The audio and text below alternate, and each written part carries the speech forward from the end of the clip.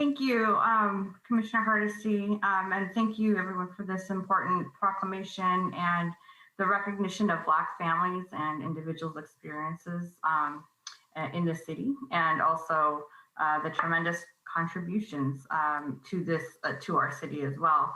And I also want to extend an appreciation to the African American Network for your work every day, bringing your full selves to your jobs in service of all of Portland, and for lifting up the experiences and voices that all of that brings, and places for us to do work and improve and make things better at the City of Portland, and for every day, not just this month.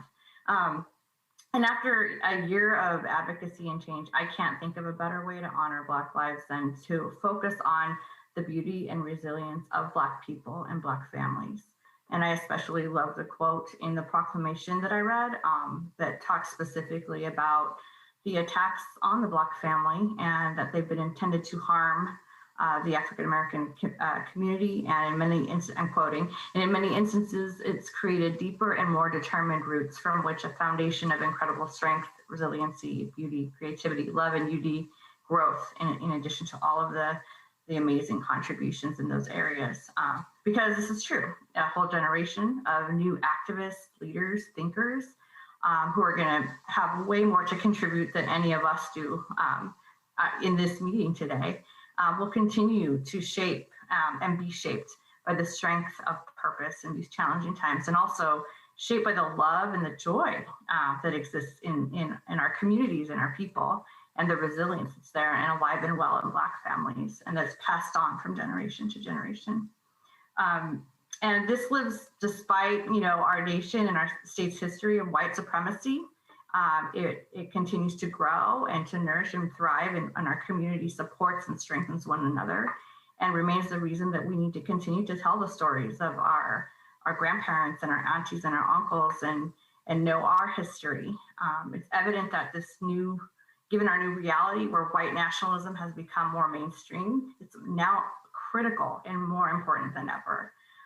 So I sit here today very keenly aware of the legacy of the Black exclusion laws that Commissioner Mapps talked about, and recognize that it took well over 100 years before Commissioner Hardesty, Commissioner Mapps, and I would actually even be able to sit together today in this meeting, elected in a citywide election on Portland City Council.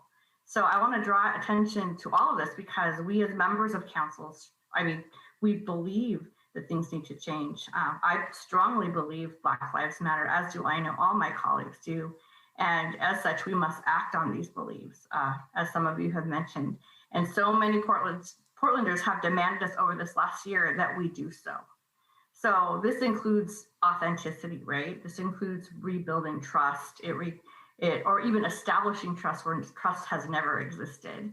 And also, authentic dialogue and engagement on what we know that matters.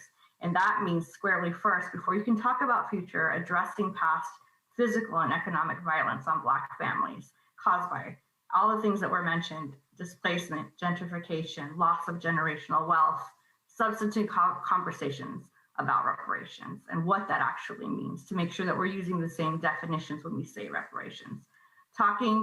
Taking action about reimagining community safety, which we're well underway to do that as well, and police accountability.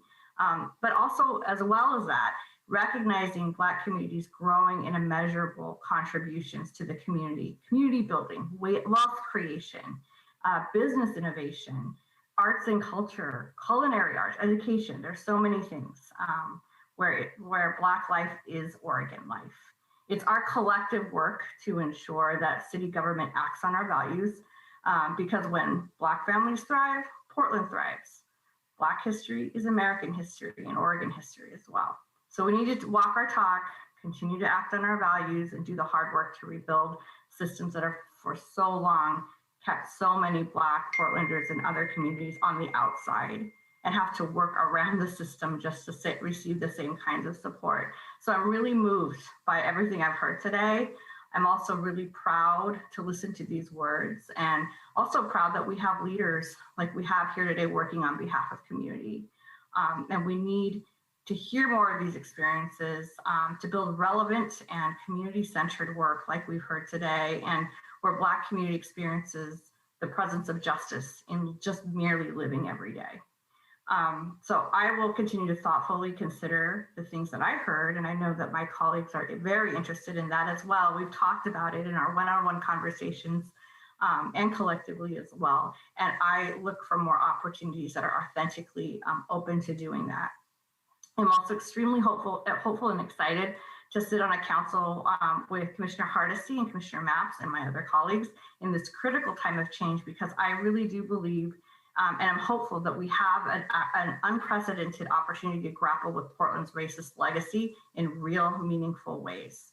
So I, for more, want to learn more. I want to learn how to be of service in my role and how we can all collectively do more to work towards that permanent presence of justice in our city.